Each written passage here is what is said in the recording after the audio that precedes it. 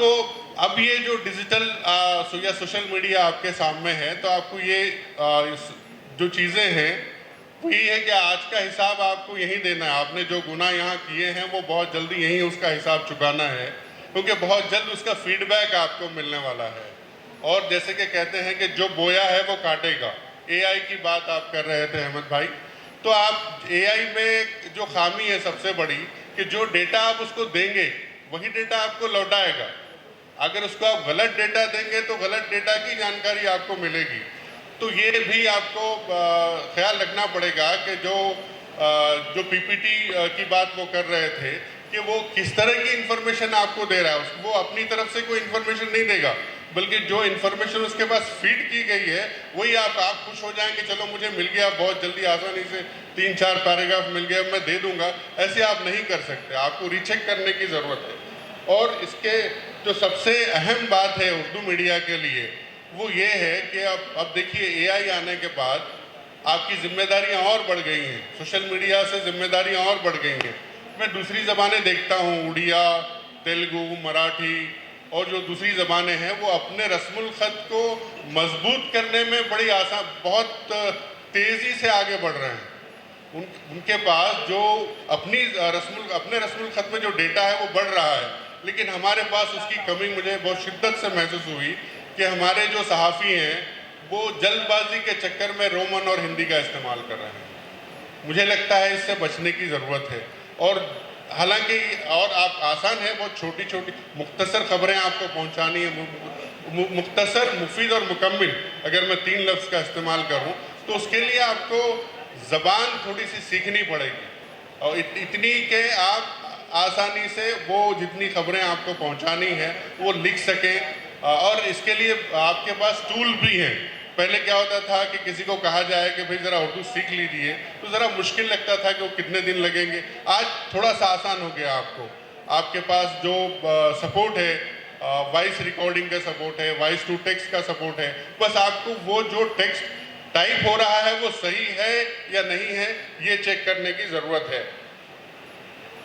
जो लोग चैनल, अपने टीवी चैनल चला रहे हैं या जो वेबसाइट चला रहे हैं, जो ब्लॉग लिख रहे हैं, वो आज उर्दू रस्मुल ख़त को और मजबूत बनाने में अपना रोल अदा कर सकते हैं।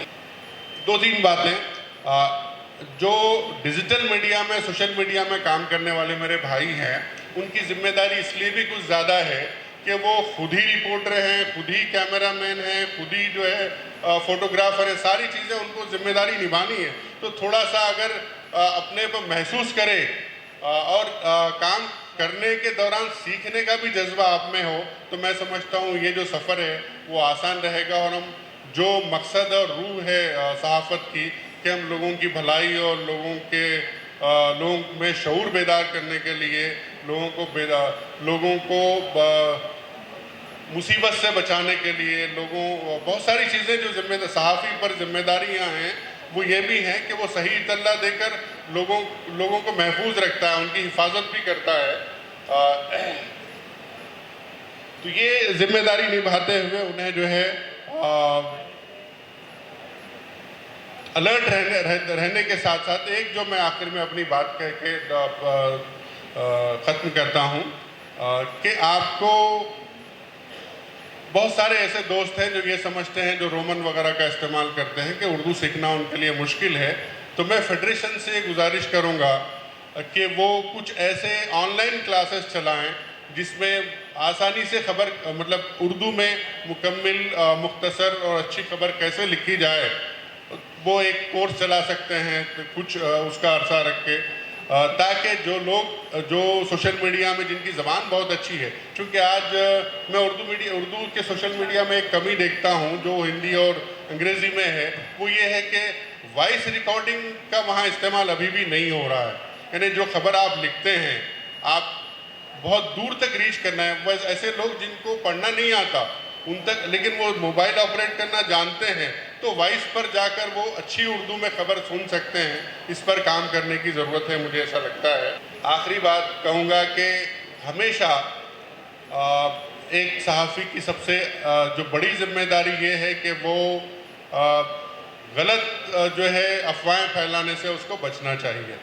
ये हमेशा सोचना चाहिए कि उसकी छोटी सी गलती दूसरों को नुकसान पहुंचा सकती है, और ये कोशिश करनी चाहिए कि बाग जो जो दुनिया का बाग है वो हरा भरा रहने में उसकी जो जिम्मेदारी है, वो कांटों की चुभन भी उसके काम से महसूस हो, और फूलों की जो खुशबू है या पंखुड़ियों की नरमी है वो उसके काम में महसूस होनी चाहिए। कांटों की चुभन भी और फूलों की खुशबू भी उसकी जिम्मेदारी पर। नासिर काज़मी का ये शेर कहते हुए अपनी बात ख़त्म करता हूँ कि बेदार रहो, बेदार रहो, बेदार रहो, ए हम सफ़र व आवाज़ दराज से कुछ कहती है।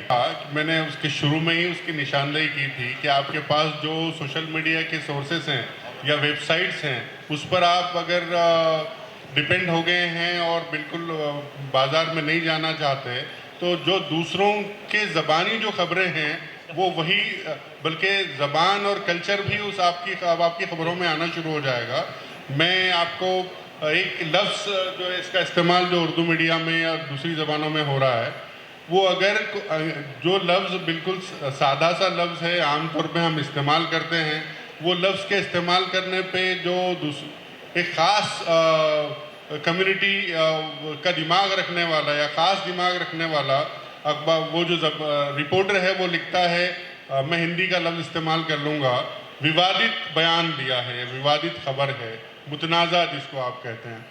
हालांकि वो आप जब उर्दू में लिख रहे हैं तो वो मुतनाज़ा नहीं है, आपको पता है कि वो बयान जो आया है वो मुतनाज़ा नहीं है, लेकिन आप भी उस सोर्स से खबर लेने के बाद आप भी मुतनाज़ा लिख रहे हैं। तो यदि अगर आप डायरेक्ट खबर लिखते, खुद आपका सोर्स आप होते, खुद आप जहाँ कुछ ये वाक़या हुआ है वहाँ होते, तो आपकी खबर बिल्कुल अलग होती जो आप सोर्स से लेते हैं। वो दूसरों पे डिपेंड होना, मैं समझता हूँ हमारे जो हमारा कल्चर है, हमारी जिम्मेदारियां हैं, उससे भी हम गाफिल होते जा रहे हैं, और इसका बहुत बड़ा नुकसान मुस्तकबिल में हो सकता है। तो ये जो डिपेंड होना है दूसरों पे, या आसानी से खबरें, आसानी से जो इतलात लेके अपने रीडर तक पहुंचाना है, वो रीडर के साथ भी धोखेबाजी एक तरह से। आप किसी और की खबर लेके अपने खारी को दे रहे हैं, तो मुझे लगता है कि वो एक तरह की छोटी सी ही सही धोखेबाजी है, उससे हमें बचने की